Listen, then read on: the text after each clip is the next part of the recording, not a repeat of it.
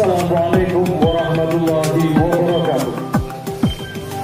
Yang terhormat Bapak PLT Gubernur Aceh, Kepala Satuan Polisi Pamong Praja dan Wilayatul Hizbah Aceh, para Kepala Satuan Polisi Pamong Praja dan Wilayatul Hizbah Aceh, Kabupaten Kota Aceh, serta para tamu undangan yang berhadir. Hadirin dan hadirat yang berbahagia, terima persembahan kami, anggota Satuan Polisi Pamong Praja dan Wilayatul Hizbah Aceh yang tergabung dalam Satuan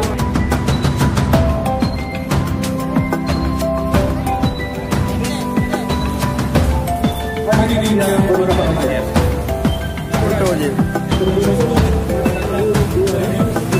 Pamong Praja dan Wilayatul Hizbah Aceh.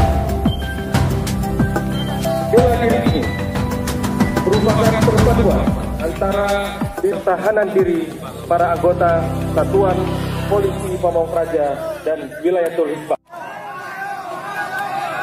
Hadirin sekalian, inilah pasukan Kop Anti Huru-hara Satuan Polisi Pamong Praja. Melalui pasukan anti huru-hara adalah pasukan yang diteruskan di lapangan untuk menghadapi unjuk rasa yang ada ini. Pasukan anti huru-hara